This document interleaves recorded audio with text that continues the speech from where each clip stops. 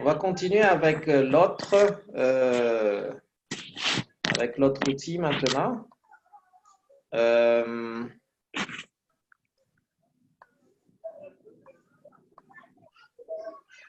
L'autre outil, c'est Picasa. Bon, Picasa est un peu plus, comment dire, il est un peu plus sophistiqué. Hein, ce n'est pas juste un redimensionnement, une compression ou une optimisation de la taille, mais c'est tout un travail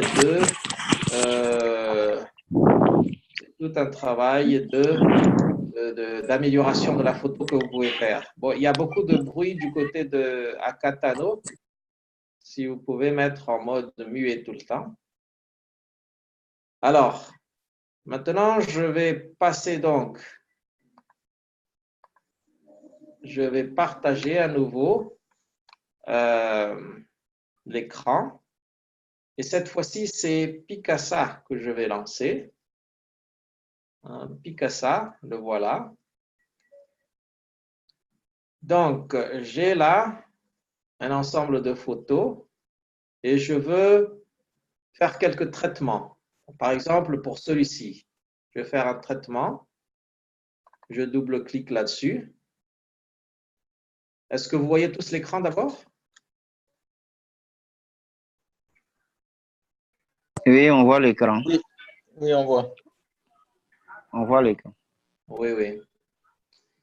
D'accord. Donc ici, la manipulation que je vais faire, c'est par exemple de recadrer la photo. Elle est trop large, trop grande, et je vais cropper, on dit. Hein? Donc, je vais dans le coin supérieur droit, gauche, et je prends toute la partie que je veux faire apparaître dans la photo, et je laisse la souris, et j'applique. Hein?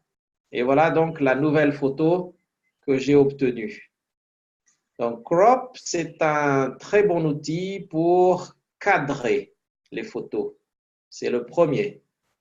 Le deuxième que vous aurez parfois utilisé, si la photo n'a pas été prise bien droite, c'est straighten.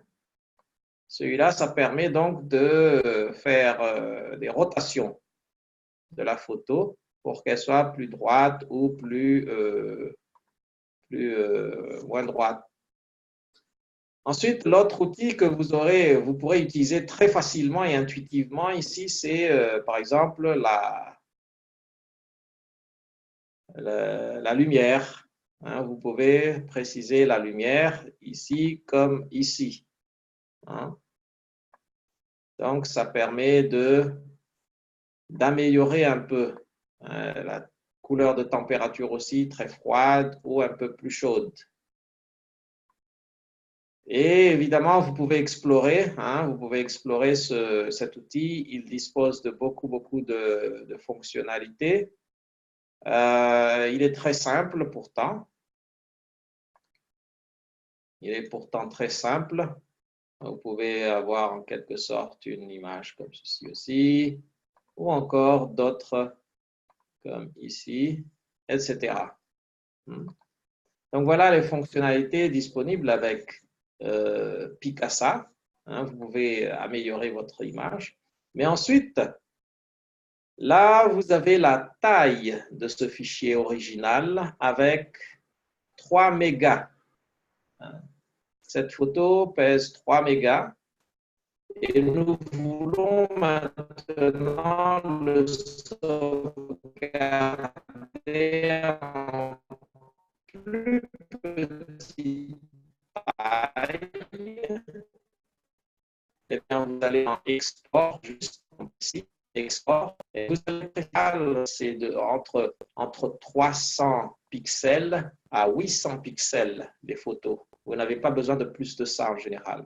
Donc là, je vais mettre 640 par exemple. Et ensuite, l'image quality, la qualité d'image aussi. Je peux baisser jusqu'à 40, 35. Bon, si je veux une meilleure qualité, je vais mettre 50%. Et je peux même mettre une annotation sur le droit qui est le propriétaire de cette photo, hein, en ajoutant un watermark. Donc, une fois que ceci est fait, je fais l'exportation et vous voyez bien que là, j'ai maintenant une deuxième photo qui, elle, pèse 50 kilooctets.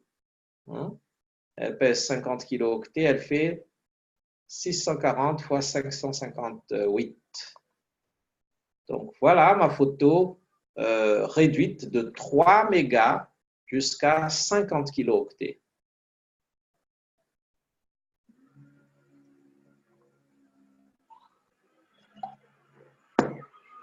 En général, il n'y a pas de grande différence.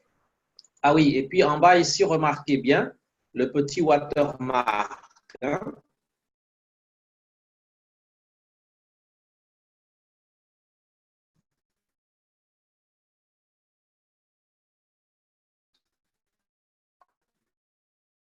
Donc, la taille diffère énormément et pour des professionnels qui ne sont pas des photographes, ils ne verront pas du tout la différence entre la qualité de photo. Hein. Par contre, ça sera très différent.